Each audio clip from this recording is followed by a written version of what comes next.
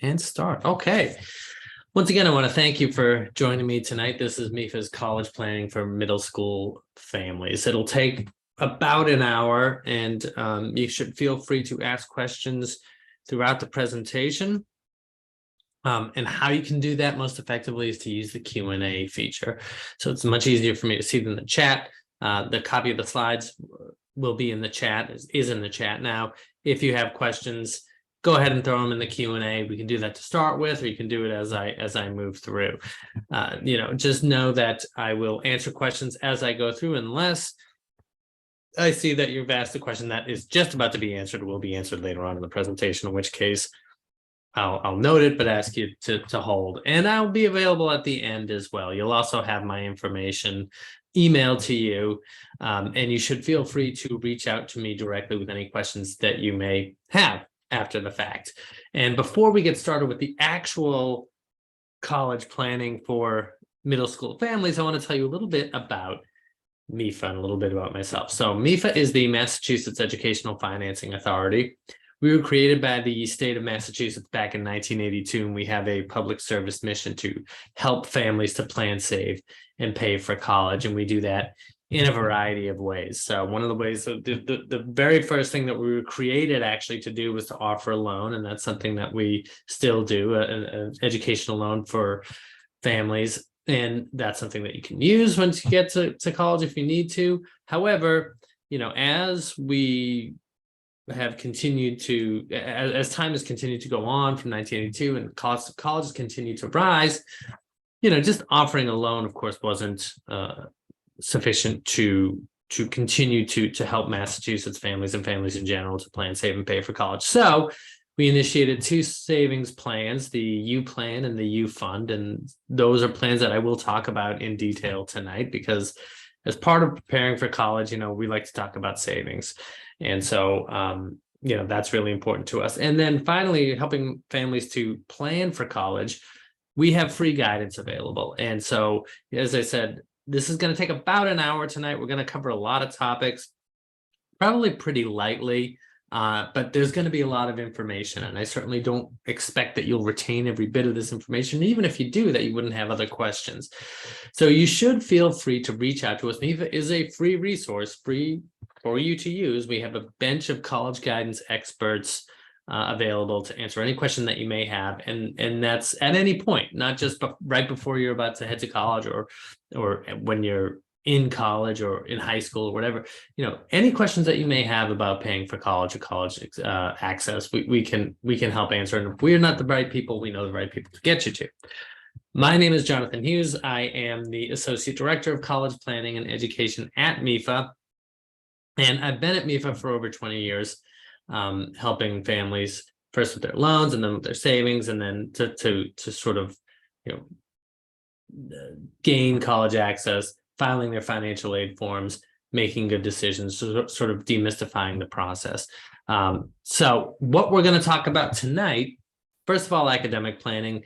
You're parents of middle schoolers, and now is the time when you have to start to think just a little bit, but just think a little about the academic aspect of what your child or children are doing in school. So, what courses they may take, and why that's important. So we'll talk about that just a little bit. And then we're going to talk about college as an important investment. So, we talk about college and career readiness. Tonight, we're pretty much going to focus on college. This is a saving for or planning for college webinar. So we're going to talk about the investment itself of college, why it's important, why it's an investment, and what you can expect to gain from it, hopefully. The big question that I think is going to be most relevant to you now and in the future is, how much might college cost for my family? So it's a hard question to answer. There's a lot of variance. That's one of the things that we'll talk about. But there are some tools that you can use even now, whether you're 10 or 12 years out or whatever you may be from college, to sort of estimate how much college may cost for you, or certain colleges may cost for you. And then once you get to the point of actually paying for college, probably the most common question I get from families, and I have received over the past 20 years, is, how do people do this? How do they pay for college? Nobody really knows by the time they get there what the process is. So we'll talk about how families pay for college. And then it's like I said, we like to talk about savings. Savings is so important, and we'll talk about strategies, excuse me, for savings and two specific saving options. And these are MEFA programs, the U Fund 529 plan and the U Plan prepaid tuition program. I'm always quick to say, I don't think that any way that you can save is a good way to save for college. I'm not here to push these two particular plans to you, but they are the plans that we offer, the ones we know about. There are ways to save for college that incentivize saving for college. They go a little bit further when used for college. They're designed specifically to do that. But I will say that saving in general, or saving, is more important than the vehicle that you choose. If the choice is between saving in the right vehicle and not saving at all, it's better that you save. And then finally, what you can do right now to prepare. And again, I just want to let you know, if you have questions throughout, please ask them through the Q&A, and I will see them and answer them. So we're going to talk about academic planning first. And so just a few of the things that you may want to start to consider. And, I have a fourth grader myself, so I'm just beginning to think about courses, and he had his first MCAS last year and all that. So these things are starting to come up. And one of the things that you may run into is something called MassCore. And this is basically the recommendations for high school students of the types of courses that they need to pass in order to earn their diploma and be admitted into a public university or college in Massachusetts. So I know I have both here: review the MassCore guidelines to graduate and review admission standards for Massachusetts state colleges. There's not that much daylight between those two. I mean, these requirements are things like you have to take 4 years of English, 4 years of math, and 2 years of history, including American history, 3 languages, etc.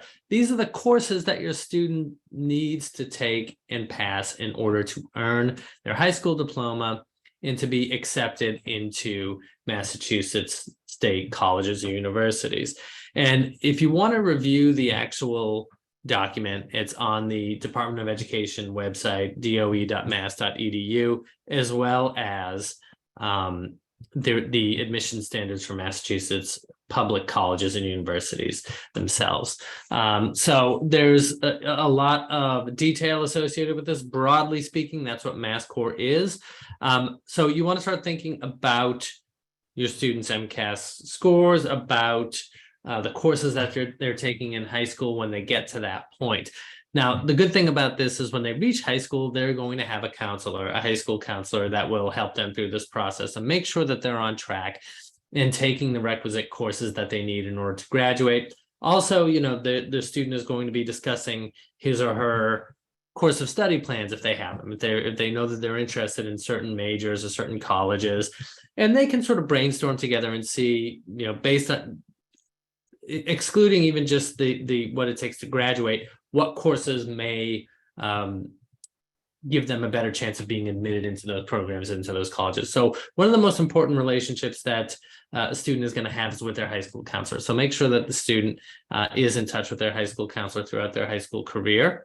Also, another thing that they can talk about with their counselor: know the course options at your high school, including advanced placement courses, international baccalaureate programs, and dual enrollment. So what those are, I think probably of those three, AP is probably the most well understood. I remember, they had AP when I was in school, and I imagine most of the people now, if you're listening to this, are familiar with AP courses. And AP courses are basically college level courses that students can apply for, and they would need to be admitted to, and they can take advanced placement or college level courses and then take an AP exam. And then if they do that, first of all, AP, it looks good on college applications. But also, if the student scores above a certain grade on the exam, and the exams are scored with numbered grades 1 through 5, I believe it's a 3 or 4 or 5, colleges may accept that as college credits. So that can go towards their college education that way. International Baccalaureate is a similar program, although it's not an exam necessarily. You get an International Baccalaureate program and diploma. And instead of, for example, an AP course would be in a certain subject. So when I was in school, I took AP US History, it's my only AP course. But IB would be, you have to complete a course of study, and it's more about critical thinking and thinking skills and things like that. Also, colleges may use an International Baccalaureate diploma as part of college credits. They may not. Same thing with AP. Certain colleges will grant college credits based on the AP exam. Certain ones won't. But both of them, AP and IB courses, are something that would look good on a college application. And then dual enrollment. If you're attending a high school that offers dual enrollment basically affords students the opportunity to actually take college courses in high school. So you can be a high school student and take a college course, and this is great to give students a taste of what it's like in a college course. It earns them college credits and high school credits, and I've talked to a lot of students who have taken dual enrollment courses, and everyone that I've talked to, it was really, really motivating for them. And they just really wanted to go to college and sometimes a particular college that they really loved, they took courses at. So those are really good options. And those, of course, as well as AP and IB would look good on a college application. And so we have a section of our website as well that you can look for academic tips at, which is mefa.org/high school academics. So, when you're on the precipice of high school, now is the time when academics really start to play an important part of, the future, essentially. The number one thing that colleges will look at when they are looking at college applications is a student's GPA. So that and their college transcript, not just their GPA, but the courses that they took. So it's going to get important. A tool that students can use, and actually high school counselors use, and it's for use in some high school systems, is MEFA Pathway. And MEFA Pathway is a college and career portal. It's for students beginning in middle school to use. So this is for middle schoolers essentially to start doing some like interactive quizzes, taking advantage of some tools, doing college searches, doing career searches, taking sort of fun assessments that let them know sort of where their skills may lie, where their values may lie, and sort of what they're most interested in. And that's kind of how you would use it at the middle school level.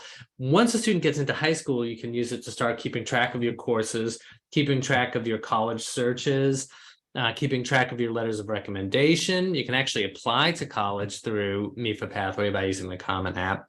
And you can also just use this for career searches as well. You can create resumes, and it's not just for college. It's a true college and career portal. So it's a really great thing to do. And if you're interested in it, you should go and set up an account as a parent or as a family. If it's for use in the high school or in the school system, students may be familiar with it already, but it's a free tool to use. And especially when you're so far out from college now, you can use this to just kind of try and break the ice, start looking at some options, start seeing where a student may be interested in attending, what they may want to study, what they may want to do for a career. And just, kind of keep that on a low boil, but keep it going. Now, when I get to, this is for college. Oh, I have a question already. Let's see. Does MEFA? Yes, it does include MEFA Pathway does include aptitude assessments as well. Thank you for the question. And so this is a this image is from a publication called Education Pays, and this is put out by the College Board. And this is essentially a pretty powerful argument for college attendance. And it's basically the earnings of taxpayers broken down by educational level. And so when you start at the bottom here, you have less than a high school diploma. Those folks tend to earn the least. These are national averages. Every case will be different, but this is, a a data point cited in this research. So national average, workers aged 25 and older by educational level, and this was published back in 2019. Less than a high school diploma, 30,800. That's the yearly salary average. High school diploma, that goes up to 40,000. Some college, even if you don't have the degree, that results in a bit of a salary bump there at 46,300. Associate's degree, that's your 2-year degree. That's for, a 2-year associate degree from a community college, for example. That bumps you up again to about 50,000. And then you see bachelor's degree up to 65,000, master's degree to 80,000, doctoral degree 102, and professional degree like a law degree, that would be 120,000. These are averages. They don't take into account, of course, education costs things, and we'll get to that in a moment. But generally speaking, the higher your educational level, the more people tend to earn. You probably heard the statistic, or maybe you haven't, that those who have an undergraduate degree earn about $1 million more throughout their life. So, that is another data point. But this right here is why I think a lot of people want their children to go to college and see the value of college education. Now, great. But the issue that I think why we're all here is the next slide, which is the cost of college, right? This is from that same organization, but it's actually from Trends in College Pricing, which is about sort of national survey of how much college costs. And so this is the average estimated full-time budget for an undergraduate student. And this is per year, and this is as of the most recent year that we had, 2022, 2023. And so I'm going to take this from the bottom here and look at your private nonprofit 4-year colleges. And so when you think about that, think about things like, in Massachusetts here, we have schools like a lot of these colleges, like Boston University, Boston College, Harvard, Emerson College, Tufts, all these are all private nonprofit 4-year colleges. And so these are the most expensive types of college. When you hear things on the news about college now costs, 60,000, 70,000, 80,000, whatever it may be, they're always referring to the most expensive colleges, in the area. That's the one that they will highlight. But those colleges throughout the nation, what they're talking about, the ones with the highest sticker prices are the private nonprofit 4-year colleges. And so it's the case in Massachusetts as well. And if you are in the Massachusetts or New England area, our numbers, these are national averages, our numbers are higher than this, especially on this bottom line. So you see the average cost, now this includes everything, is $57,570 for one of these colleges for a year. Now, if you, again, this includes, this dark blue line here is tuition, or tuition and fees rather, that's at $39,400. Room and board, $14,000. And then there are other expenses as well, like books and supplies, transportation, and basically living expenses throughout the year. The total of all these expenses, again, this is a national average, $57,570 for these types of colleges. And again, New England, Massachusetts, we're going to be higher than that. I'm going to skip the next one up and go straight to this one, because the next thing I want to say is that if you attend a public 4-year college or university in the state that you live in, that you're a resident of, then you pay a discounted tuition. So in Massachusetts, for example, we have the UMass system, or schools like Framingham State, or Bridgewater State, Worcester State. These are all public colleges or universities. And, the average for in-state resident pays for a public college or university about $27,940. Okay, so you can see that that's a pretty big difference between the private and the publics there. Now, if you go to a public college that's not in your state of residence, well, then you tend to lose that discounted tuition, and that's what's in the middle here. So the average out-of-state resident pays for a public college, or is charged for a public college or university, this amount here, $45,240. And just so you know, too, for Massachusetts, we are closer in the public college realm than we are in the private college realm. And then for public 2-year colleges, your community colleges, this says here 19,230.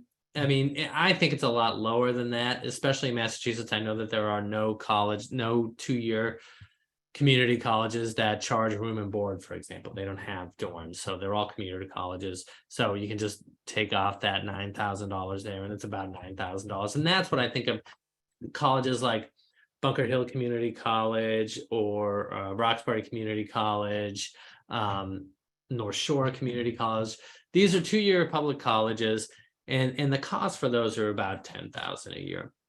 So I want to make 2 points about this. The first you see is that there's a lot of variance. It's not quite as simple as college now costs $60,000 or $70,000 or $80,000, whatever it may be.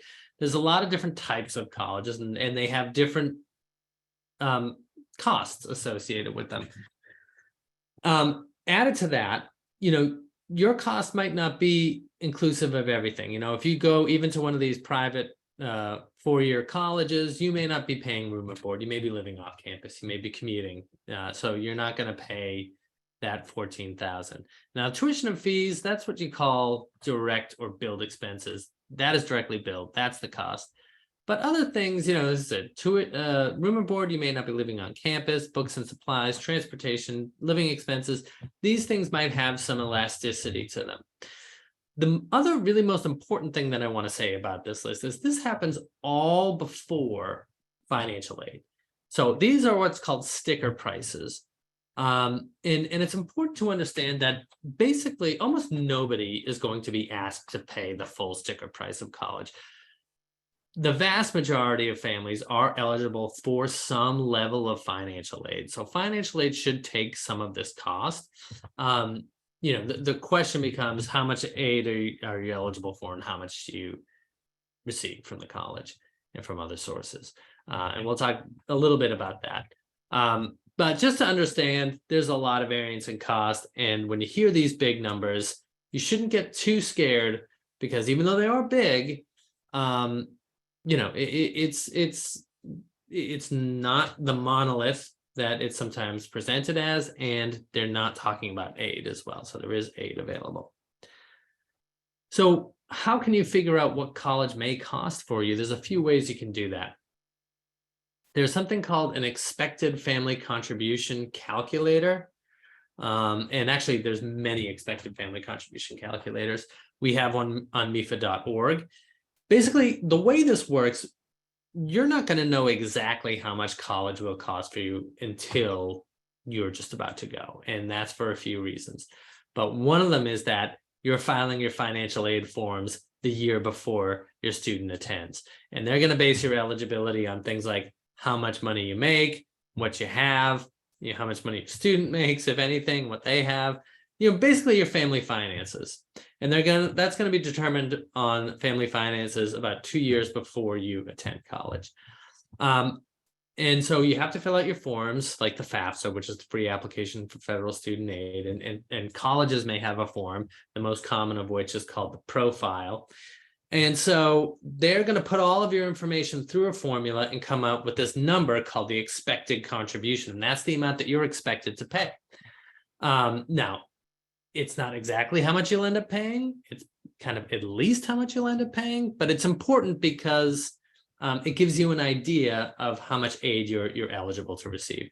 And so you can do a calculator, an expected family contribution calculator. It should take you about 5 minutes to do. And you should come up with this number, the expected family contribution.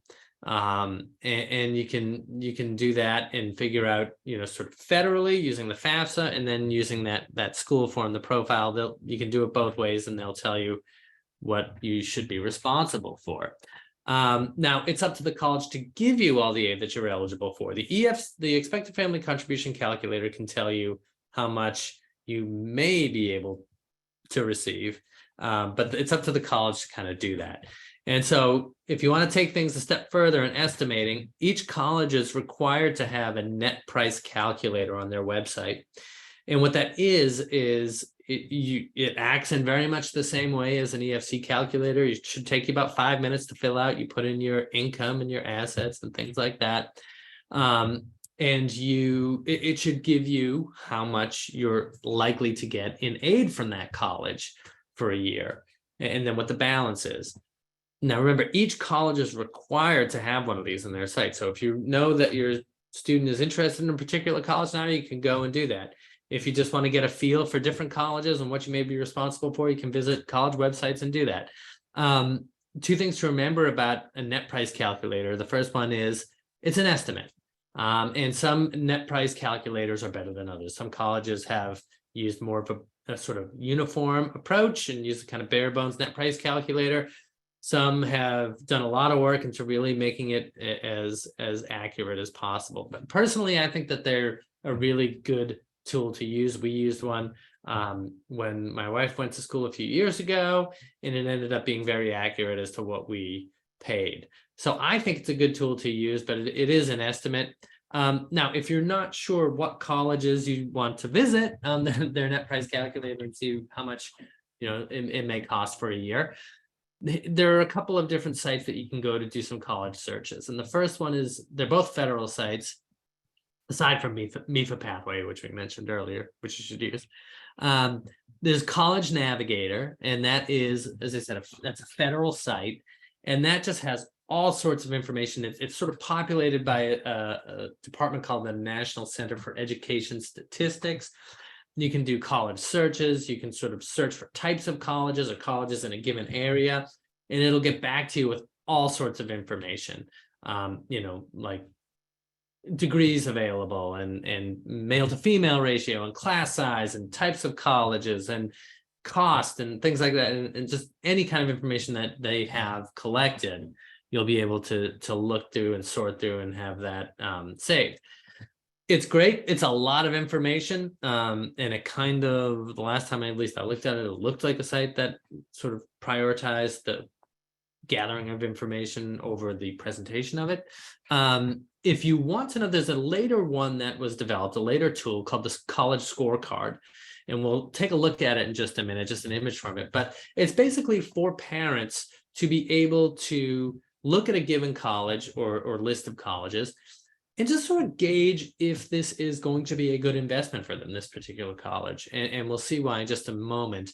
We also have a college cost projector on MEFA, where if your child is 10 years out or 8 years out or 5 years out or whatever it may be, you can go and search different types of colleges and see what, based on the increase in tuition, what they may be by the time your child gets to college. A word of caution on that, though, is that you're going to see really big numbers, and it's before financial aid is granted. So I searched this when my son was born, and I still remember, generally the number that I got for a 4-year private college in Massachusetts for 4 years of education. And so, but I did after a minute remember there's aid, and I'm not going to be asked to pay this full amount. But that's available. Now back to College Scorecard for a minute. This is a shot from the College Scorecard, and we have here Boston College. Now remember I said that this is for parents to look at to see if this college is going to be a good investment for them.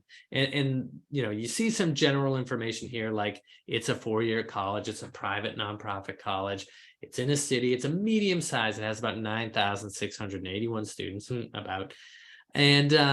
it's a Roman Catholic institution. Okay. But the points where it's going to tell you about whether or not this is a good investment are these 3 things here. So the graduation rate. Of the students that enroll in this college, how many graduate? How well does the college do at graduating its students?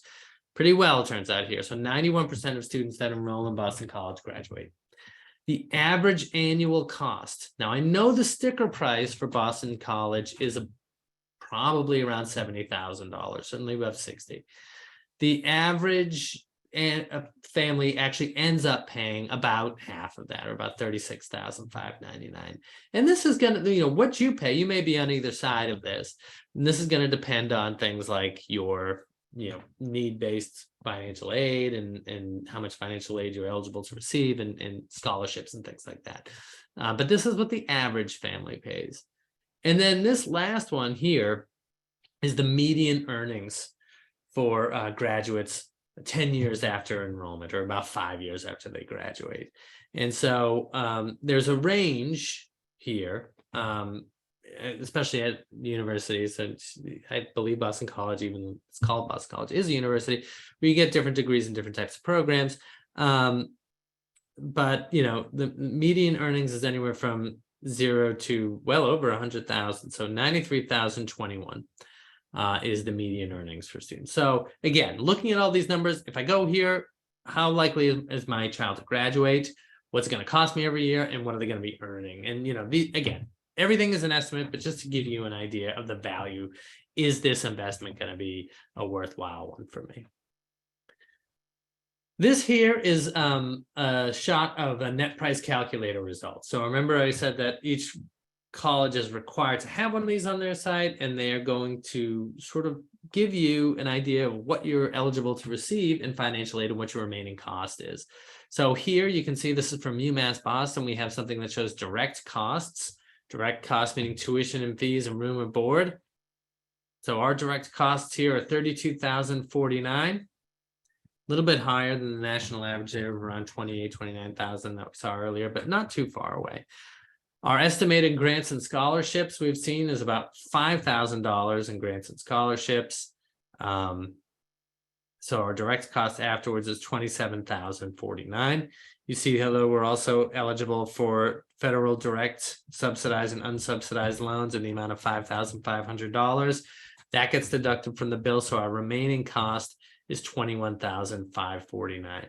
So just to give you an idea of what you can expect after visiting a net price calculator on a website and completing it, a pretty good idea of what it will cost for a year.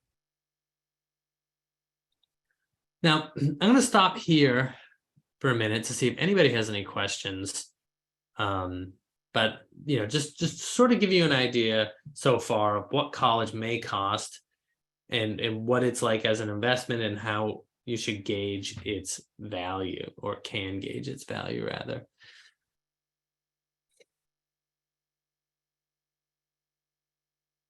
All right, I'm going to go on now and talk about mass transfer and tuition break. And so these are programs that have been created, one by the state of Massachusetts, another one by an organization called the New England Board of Higher Education. And these are programs, pathways, if you like, to help students graduate, particularly students in Massachusetts, graduate a 4-year program with a degree with little to no debt. And so the first one I'll talk about is mass transfer. This is a public university route, and basically there are levels of this program, and the website is mass.edu/mass transfer. If you are interested in this program, that's the site that you should visit, and it is a great program, so I would recommend that you do visit it. And basically the way it works sort of at root is a student enters a 2-year public community college, and public community colleges are, generally speaking, as you remember from our chart, the ones with the lowest cost, right? And so you can earn your 2-year associate degree through the mass transfer program at these community colleges with little cost. And then as part of the mass transfer program, can transfer all of those credits over to a 4-year public college or university in Massachusetts. And this is important because all of those credits will transfer over, meaning that you only have 2 years left to earn your 4-year degree. And when you're paying a higher tuition at that 4-year public college or university, you're only going to have to do this for 2 years. That is called the General Education Foundation. The next level up is the A to B program. A to B program offers some benefits like guaranteed admission into certain colleges or programs, a tuition freeze while you're in school, so tuition won't increase. I believe there may be something that you don't have to write an essay either, and I may be getting that wrong, but I believe that's an option.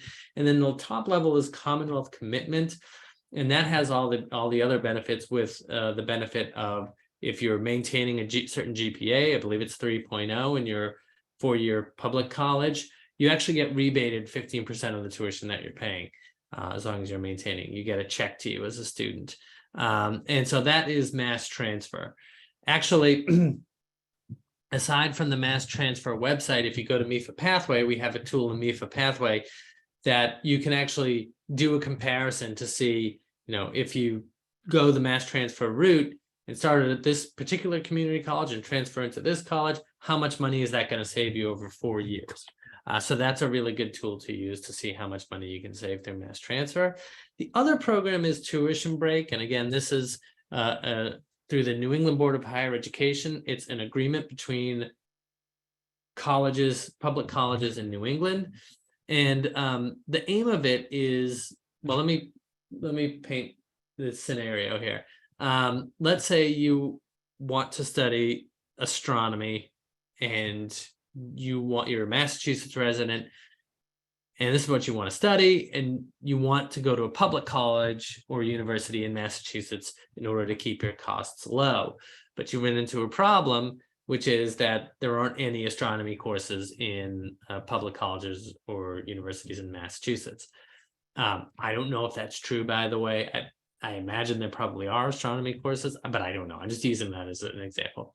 So if that's the case, though, and there aren't, but they may offer astronomy at University of Vermont, well, through the tuition break program to the New England Board of Higher Education, you can attend, if you're admitted to that University of Vermont, and you can go there and pay a reduced rate of tuition because this course of study was not offered in your state of residence through a public college or university. So that's the tuition break program. I think the most important thing to understand about, sort of the most effective way of lowering cost is financial aid. And so, we've talked a lot about financial aid or hit upon it quite a bit already tonight.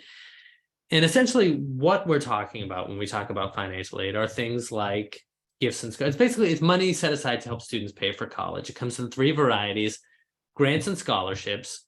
Grants and scholarships are the best kind of financial aid. It's gift aid. It's just gifted. It's just taken off the bill. You don't have to pay it back.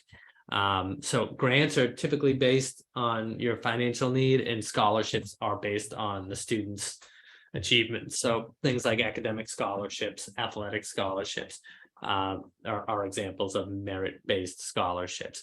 But hopefully, when you get to college, and whether or not the scholarships and grants are from the college themselves or the governments or outside organizations, you get a good amount of grants and scholarships. The second program is work study, and work study is money set aside for a student to be able to earn by working a job on campus. And so work study award amounts are built into financial aid offers. So for example, when I went to college, I had something like a $1,500 work study award. And what that meant is I had to go find a work study job on campus and work, and I could earn up to $1,500. And so that's an example of financial aid. And then the third type of financial aid are student loans.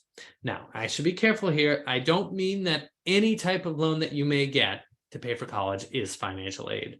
The MEFA loan, for example, while we like it very much, is not financial aid.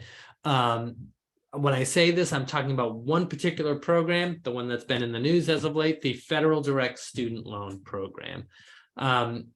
This is the only loan that is considered financial aid, and probably the only thing that MEFA sort of says that everyone should do is that if you're going to be borrowing anything, you start by taking these loans first. We tend to think, and this is an early warning to you, by the way we talk about student loans, that students can just borrow whatever amount they need to pay for college as long as they promise to pay it back after the fact. That's not really the case. Most loans need to be credit approved. Most students do not have credit to be approved for these loans, so they need co-applicants, typically parents, although not always. These particular loans, these federal direct student loans, are available to students. All they need to do is file the FAFSA. There's no credit check to be approved. There are low interest rates. They're very generous in how they can be repaid. They're deferred while the student is in college, and they may be subsidized by the federal government depending on the student's need. So that for those reasons, that loan program alone is considered financial aid, and that's why we say that students should take those loans before moving on to other types of loans. So that's financial aid. Now, just to give you an idea of how much financial aid is granted every year, in the most recent year that we have data for, it was $174 billion awarded to students.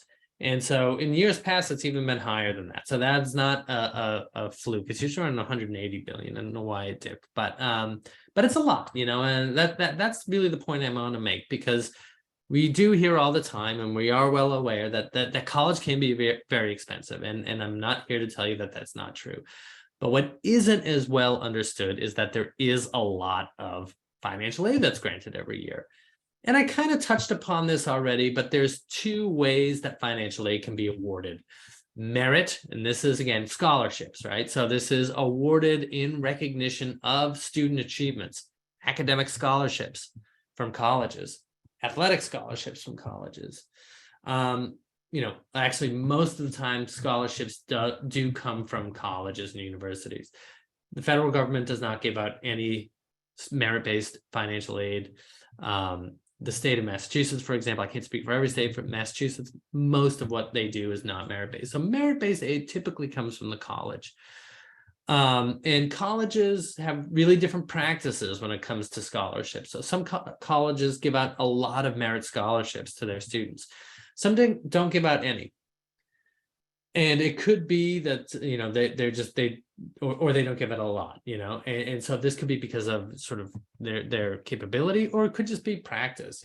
So some colleges that have a lot of money don't give out any merit-based scholarships.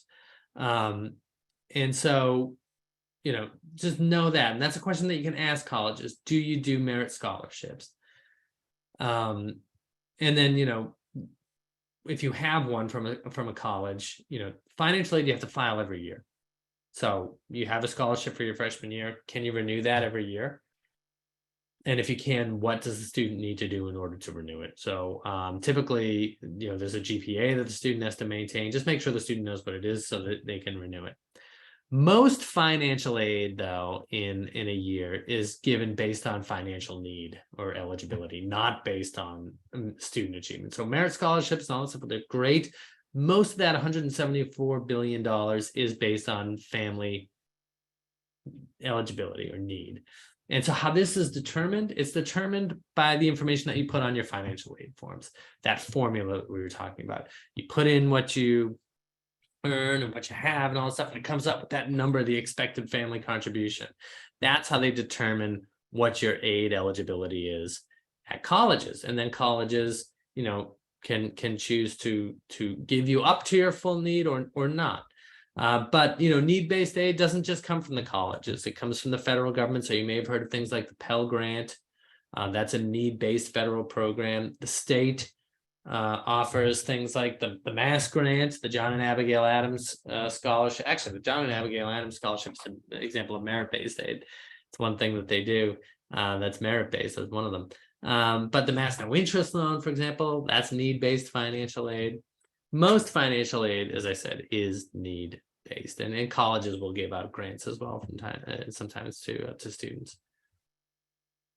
So when it comes to how families actually do pay for college, and you're looking at this bill, this sticker price, well, hopefully, you apply for your financial aid, and hopefully you get a good financial aid offer from the college, and that's going to eat up some of it. And then once that does, there's really only three ways that you can use to pay. Past income, meaning any savings or any assets that you have that you can leverage, whether that's gifts from family members, whatever it may be, something that you already have or have saved. Present income while you're in college.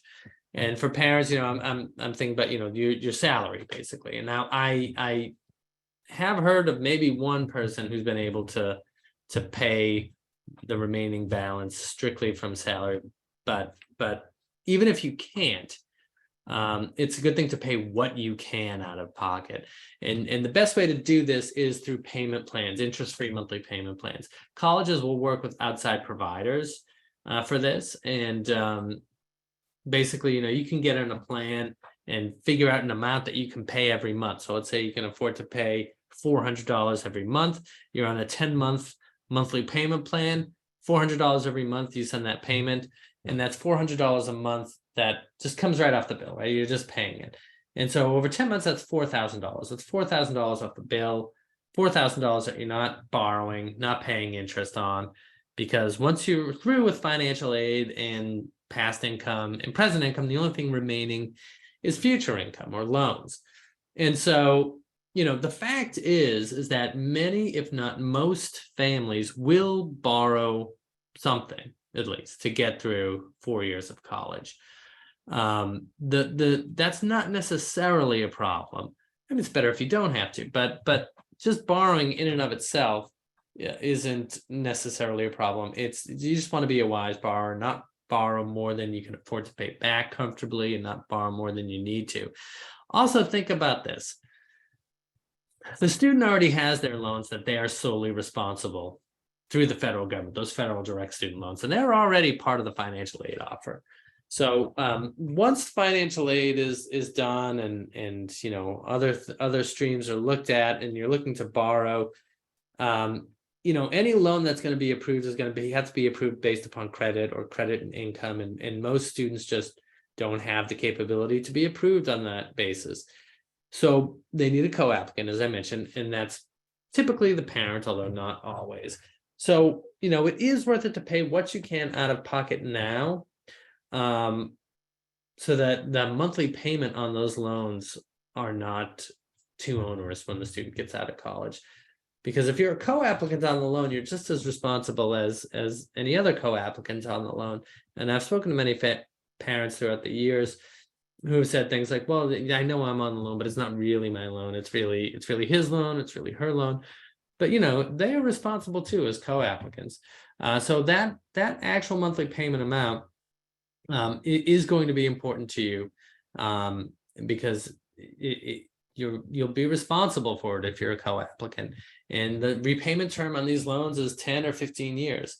So it could be possibly a long time that you're looking at this monthly payment. Now, when it comes to saving versus borrowing, here's where I start to impress upon the importance of saving to you. And so the idea is, if we're looking to finance $10,000, we could borrow $10,000, and based on a 7% interest rate, which is, about where a lot of loans are, if not a bit higher these days. If you take 10 years to repay that $10,000 that you borrowed, you're going to also be paying about $4,000 of interest, right? That's if you're making every payment on time, no more, no less. So it's really going to cost you almost $14,000 to borrow $10,000. Whereas if you have $10,000 as a target to save for, and you're earning that interest, you only have to save about $6,960 to earn the interest to come up to $10,000. Now, again, this assumes a hypothetical rate of 7% over 10 years. We work with Fidelity Investments for that figure. They've told us that over 10 years, that's a realistic return. I know people sometimes have things to say about it. I must confess, I'm not really a market person, so I really don't know that much about it. But the idea is that, it's better to save and to earn the interest than it is to borrow it and to pay. It costs you about twice as much over the long run, saving versus borrowing. And sort of this brings us into the savings portion. I'll just say it up front, the best thing that you can do to prepare for college right now, at least financially, and other ways as well, honestly, is to start saving. And it doesn't even really matter how much you save. Like, the saving itself is actually more important than the amount you have saved. There have been studies that show that if a child knows that money is set aside for him or her to go to college, they are 3 times as likely to attend college and 4 times as likely to graduate. It has a motivating factor. Now, it's great if you can save a lot of money, but it's just very important to start saving. And I'll say as well, after my son was born, I had a discussion with my colleague, my supervisor at the time at MEFA, who was putting her kids through college. And I had, the question that any parent really would have, which is, I'm a little nervous about this cost. Is this something I can really do? Yes, absolutely. She said, honestly, the best thing I started to do was start to save. And I didn't save early. She came to it late and she saved. She didn't have everything paid for with her savings, but it was just the best thing that she could have done. So I just want to take a little time out and tell you that before we begin this. To talk about some of the reasons that people might not save, though. These are some myths that we've heard about saving for college, and they're important, so I want to talk about them. Number one is my savings will hurt my financial aid. A lot of people are afraid to save because they think if they have money saved, the college will look at what they have saved and reduce their financial aid by that amount. Or they'll say something like, oh, I was going to give you the scholarship, but I see you have 10,000 a year, so I'm not going to give that to you.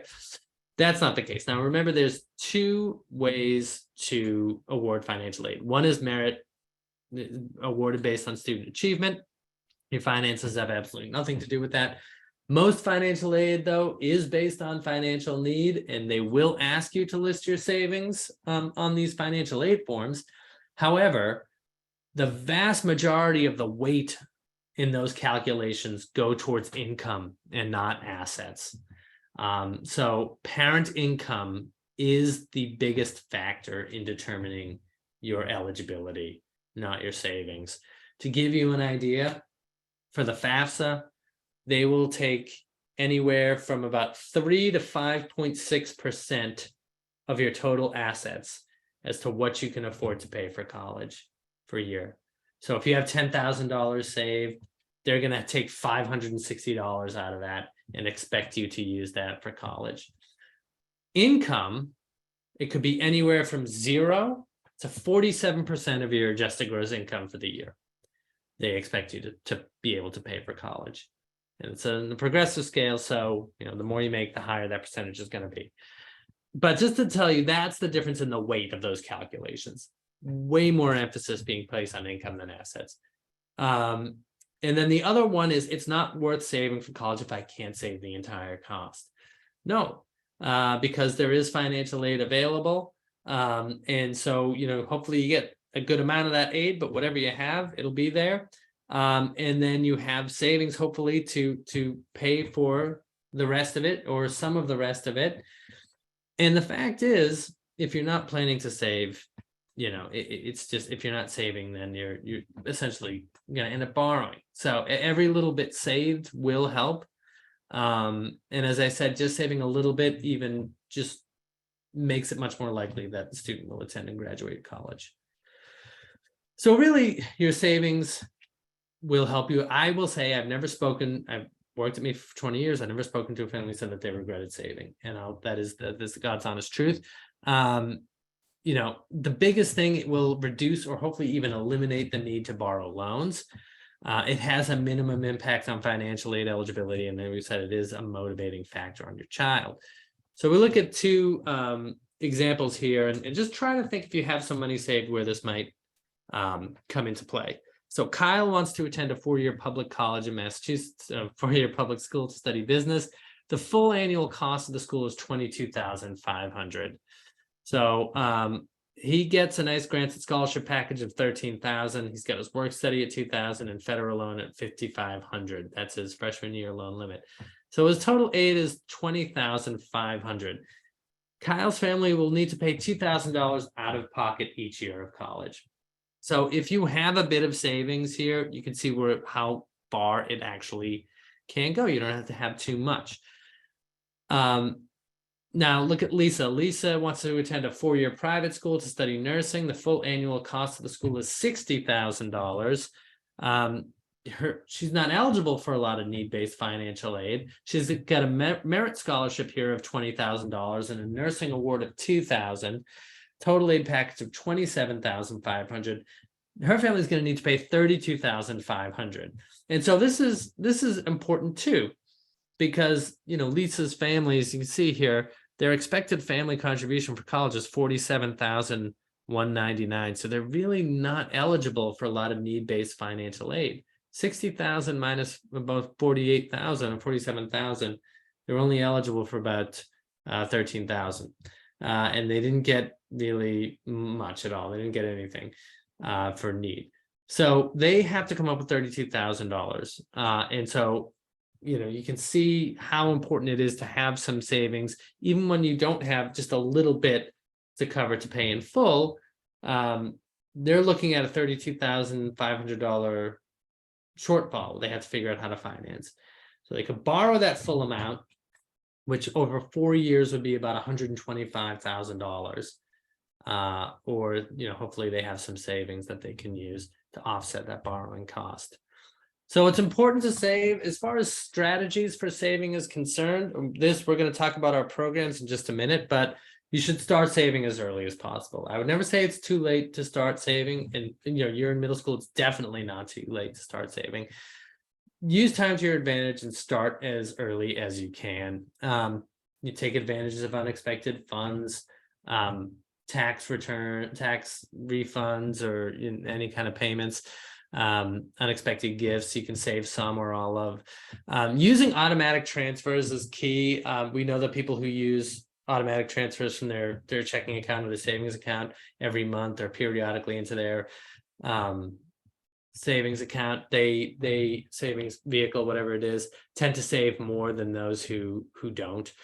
This is the biggest one for me. Get the word out, ask your family and friends to contribute. This here, you don't have to do it all on your own, is a slide. It's an image from the U Fund, which we're going to talk about in just a minute, 529 plan. And this is a gifting page. And so, Christmas coming up, you can set up a gifting page for your child and create a link, email that out to family and friends, and they can gift money directly in. So that really is just a great opportunity. So our two savings programs that I said we're going to touch upon, the MEFA U plan, which is a prepaid tuition program, and the MEFA U fund, which is a 529 plan. I'll start with the 529 plan because it's easier. It's essentially you put money in, it's managed by Fidelity. They invest the funds. The funds grow with the market without taxes. And when it comes time to use them, as long as you use them for a qualified educational expense like tuition fees, room and board, book supplies, and equipment, you pay no taxes on the earnings. So the combined account maximum is $500,000. That's the amount that you can save. Usually not a problem for most people. There's no account maintenance fees. There's no fee every year that you're going to have to pay out of pocket. There's no minimum investment to get started. Savings can be used at any accredited college in the country, or even ones that are outside the country if they take U.S. federal funds. They don't even have to be used for college, can be used for vocational programs, as long as the institution itself is set up to take U.S. federal funds. Now, with new legislation, you can use up to $10,000 of 529s for K through 12 tuition. You can use up to $10,000 a year on apprenticeship costs, and a one-time $10,000 disbursement to repay student loans. The U-Plan prepaid tuition program is a prepaid tuition program.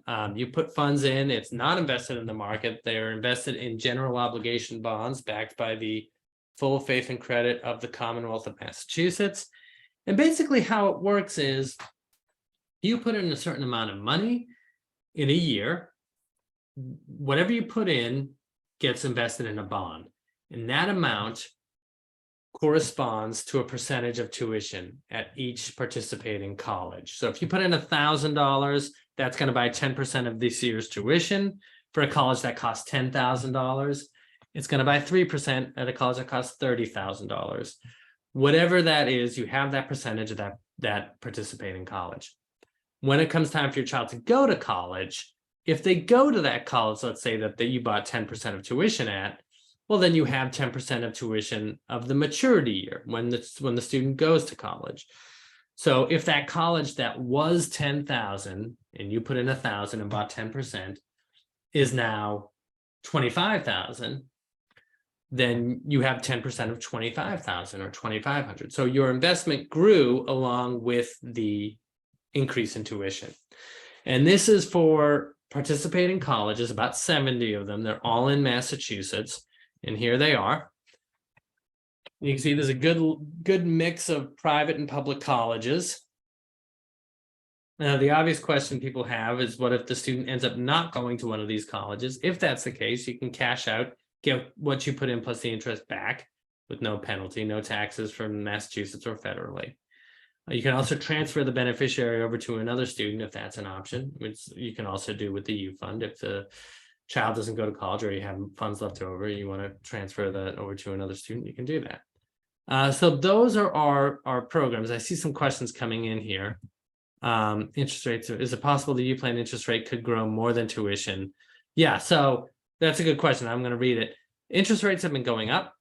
Is it possible that the U Plan interest rate could grow more than tuition so that your level of colleges purchased is more than planned? If that happens, that does sometimes happen. If it happens, because when you put money in, it's invested in the bond accrues interest. What you're owed at the college is your percentage that you purchased, but the bond itself is continuing to accrue interest. If it ends up being the case that what you put in plus the interest is worth more than what your percentage at the college, we'll cash it out to you always. We can't do anything else. If it's worth more to you, the system will automatically cash it out to you. And so somebody else wants to know if the U Plan always did include private colleges. That is a common misconception, though. A lot of people thought that the U Plan was only for public colleges or universities, but no, it's for public and private. Any college really that enters into an agreement with the U Plan, and this is the list of colleges. But thank you for those questions. There are tax benefits to using these programs. So contributions to the U Plan and U Fund are state tax deductible up to $2,000 for married filers filing jointly and $1,000 for individual filers. So and those limits are per filer, not per account. So you can be giving 2,000, 2,000, 2,000. If you're filing, you can still only deduct up to 2,000, but it's an incentive to start saving for college and to use these programs that has been pretty effective. We're almost near the end here. I know we are okay, just about out of time, or a little bit over, but basically sometimes we do have a college planning tool available, and this is great for people who want to know how much they need to save every month, to have college paid for. A lot of times I would get calls from people, particularly with newborns, who are like, I want to save for college, I want to have it paid for by the time he or she gets there. How much do I need to put away every month? That's a very difficult question to answer, of course, because there's just a lot of things we don't know yet. So we don't know what college the student's going to go to. As we've seen, that makes a big difference. We don't know how much financial aid you're eligible to receive or may receive from the college, and that makes a difference too. But this will get you some idea. So you can create a profile as a family, and you create the profile with the student's date of birth and name, etc. And so based on the date of birth, you can do college searches or college types of searches, and it will give you the estimate based on historic tuition increases of what tuition will likely be by the time your student enters college, right? So on this chart here, we have, the year 2032 or something, which God help us, I think is when my son is coming in. But so at that point, we'll see the cost of this college will be $59,995 for a year, right? And so, so that we know, okay, that's an estimate. Then you can put in what you have saved or what you're saving on a regular basis. And then that will project out for you based on a certain percentage of return, which you can adjust, how much you're likely to have saved to cover this. And then if you want to put in your income and some information like that, it should give you your estimated gift aid, how much you're likely to receive in grants and scholarships. And so it'll take some of the guesswork out of it. So in this example here, we see the cost is going to be about $60,000. They're eligible for about $7,000 in gift aid, and they're going to have about $32,000 saved, leaving a shortfall of about $21,000, $20,920. So based on this, we know that you're either going to have to start putting more away every month, or start looking at less expensive options for colleges, or start applying for outside scholarships, which you can do on this site as well. So I know that we went through a lot. If you have questions, please remember to reach out to us. Things you can do right now: you sign up for our emails. We send you 1 or 2 a month with information that's going to be relevant to you based on the age of your child or your children. If you haven't started saving for college, please start. The hardest thing to do is get started. Once you get started, it's going to be easier to continue. You can visit MEFA.org for guidance, look at our webinars or recorded web. We have a Saving for College one in particular with more information on saving. We have college admissions webinars, we have all sorts of tools and blog posts. This is our social media information. Follow us. We're posting our content all the time, including scholarship applications, which you're getting close to being able to apply for scholarships, believe it or not. I've seen them as young as 8th grade. But you know, we are posting on all sorts of relevant topics. If you have any questions, I am here. If not, you will have this information, please, in my direct information. So please feel free to reach out. Otherwise, I'll hang out here for a moment, and good luck, and thank you to everyone for joining me.